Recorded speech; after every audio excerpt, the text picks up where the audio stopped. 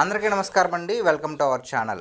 జగన్మోహన్ రెడ్డి గారు ఎక్స్ వెతిక చేసుకుని చంద్రబాబు నాయుడు గారిని కొన్ని క్వశ్చన్స్ అయితే అడిగారు. సో వాటిని డిస్కస్ చేసుకోవడానికి మనతో పాటు ఉన్నారు అశోక్ కుమార్ గారు. సార్ నమస్తే అండి. నమస్తే అండి. సార్ జగన్మోహన్ రెడ్డి గారు ఎక్స్లో మరి సిబిఆర్ గారిని ట్యాగ్ చేసి ఒక పెద్ద పోస్ట్ అయితే పెట్టడం జరిగింది. ఆయన ఏమంటున్నారు అంటే, ప్రజల మీద మీకు ఎందుకు ఇంత కక్ష, వాళ్ళ ఇంటికే రేషన్ వస్తుంటే ఎందుకు ఆపేశారు, మరి ఆ బల్లనే జీవనాధారంగా పొందుతున్న 9,263 మంది పొట్ట ఎందుకు కొడుతున్నారు మీరు అని జగన్మోహన్ రెడ్డి గారు చంద్రబాబు నాయుడు గారికి ప్రశ్న రూపంలో ఎక్స్లో పోస్ట్ చేశారు. దానికి మీరు ఇచ్చే సమాధానం ఏంటి సార్? ఓకే, అది ఆయన పోస్ట్ చేసి కూడా 2 రోజులు అయింది. అవును, కానీ ఇప్పటికీ వైసీపీ వారి సోషల్ మీడియా వేదికగా నిజంగానే ప్రకంపనలు కలిగించే విధంగా అనిపిస్తుంది. ఏంటంటే వాళ్ళకి ఇన్నర్ సాటిస్ఫాక్షన్ కలుగుతుంది.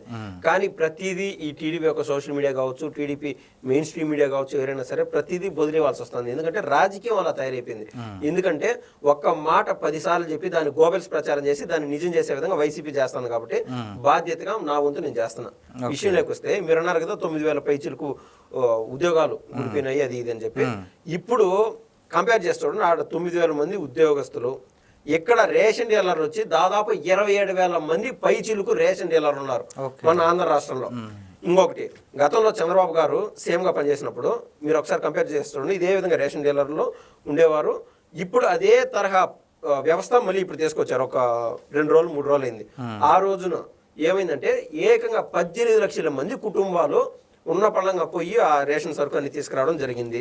కానీ ఒక 2 నెలలు 3 నెలల క్రితం లేదా సంవత్సరం 2 నెలల క్రితం ఏదైతే జగన్మోహన్ రెడ్డి గారు ఈ బండ్ల ద్వారా తీసుకొచ్చినట్టు విధానం ఉన్నదో ఆ విధానాన్ని ఉపయోగించుకొని ఆ డేటా మనం చూస్తే ప్రతి నెల గడ 11 లక్షల కుటుంబాలు, 12 లక్షల కుటుంబాలు, 9 లక్షల కుటుంబాలు ఈ మేరకు మాత్రమే లబ్ధి పొందేటి అయిపోయి రేషన్ సరుకు తీసుకొచ్చేది.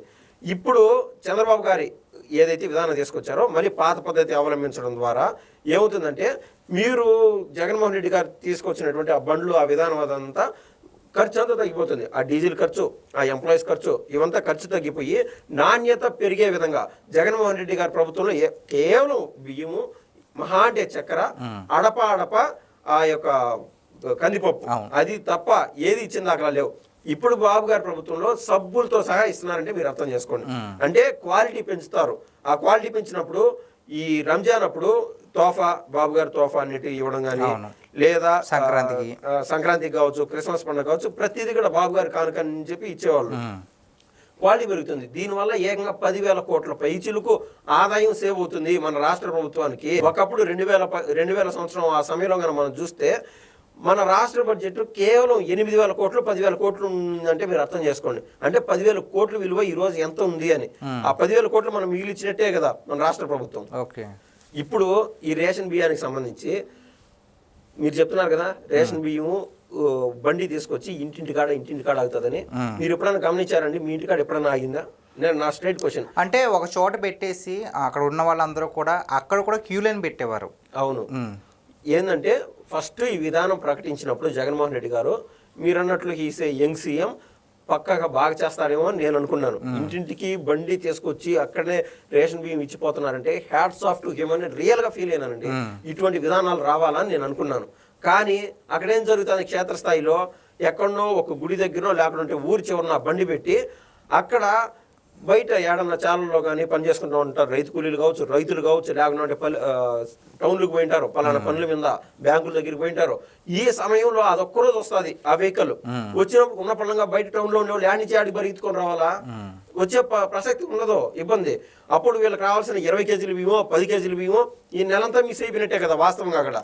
దాంతో పాటు మేము క్వాలిటీ పెంచినాము, సన్న తరహా బియ్యం అన్నాడు అప్పుడు పౌర సరఫరాల శాఖ మంత్రి పనిచేసినటువంటి కొడాలని. ఏడాది దొడ్డు బియ్యం ఇంతలావు బియ్యం వచ్చేటి. సరే ఇక్కడ దోశ పిండికో లేకుంటే ఇడ్లీ పిండికో కొట్టి ఆడించుకునేవాళ్ళు. అదైనా ఉపయోగమే కదా రైతులకో, పేద ప్రజలకో, పల్లెటూరు వాసులకు ముఖ్యంగా. ఆ విధానం కూడా లేకుండా అసలు బియ్యమే దక్కేటి కాదు. నేను చెప్తున్నా కదా, అప్పుడు 12 లక్షలు 11 లక్షలు కుటుంబాలు సద్వినియోగం చేసుకున్నాం. అంటే ఇక్కడ ఏకంగా 18 లక్షల మంది కుటుంబాలు సద్వినియోగం చేసుకున్నారంటే ఒకే రోజు బాబు గారు తీసుకొచ్చిన ఈ విధానం వల్ల. అది గొప్పతనం. ఇప్పుడు ఏదైతే ఇక్కడ ఈ విధానం ద్వారా మన మామ అవ్వచ్చు, మన బాబాయ్ అవ్వచ్చు, పెదనాన్న అవ్వచ్చు, ఏ కులస్తులైనా సరే బాబాయ్ అన్న అని పిలుచుకునే వాతావరణం ఉంటుంది పల్లెటూరులో. సో అతని దగ్గరనే రేషన్ ఉండడం వల్ల, రేషన్ బియ్యం కానీ లేదా దానికి సంబంధించిన సరుకులు కూడా ఉండడం వల్ల మధ్యాహ్నం దాకా మనం చాలా లేకపోయి పనులు చేసుకొని వచ్చిన తర్వాత కూడా 12కో 1 గంటకో లేదా మధ్యాహ్నం 3 గంటలకో ఆ ఇంటికి పోతే ఫింగర్ బయోమెట్రిక్ వేసి ఆ రేషన్ బియ్యం తీసుకోవచ్చు. ఇట్లా దాదాపు 15 రోజులు వెసులుబాటు ఉంటుంది. అట్లా కాకుండా ఈ వెహికల్ వచ్చి ఆ 1 గంట లేకుండా మాక్సిమం ఒక అర్ధ గంటలో ఉన్నామా ఊడిపోయినామా అన్నట్టు అది దక్కకుండా ఉంటే ఆ నెలంతా వేస్టే, రాదు, దక్కదు బియ్యము.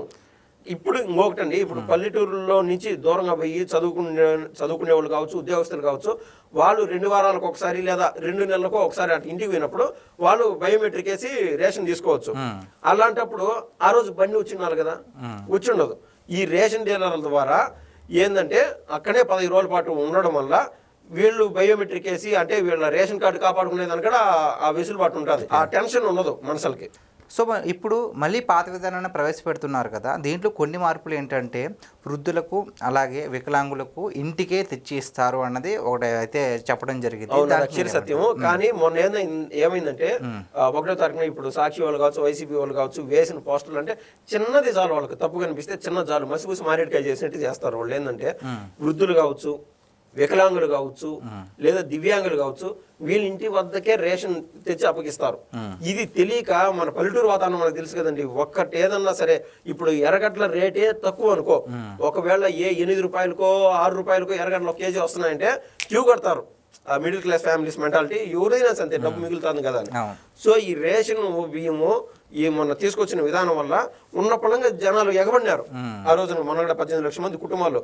సో వాళ్ళలో దివ్యాంగులు ఉన్నారు కొద్ది మంది, అంటే తెలిసిన వాళ్ళు అందరూ పోలాగిని అక్కడక్కడ దివ్యాంగులు, వృద్ధులు వీళ్ళు ఉండడం వల్ల ఈ సాక్షి వాళ్ళు వీళ్ళు పోయి ఆడిపోయి పోస్టర్లు ఫోటోలు తీసి అది ఎత్తి పబ్లిసైజ్ చేశారు.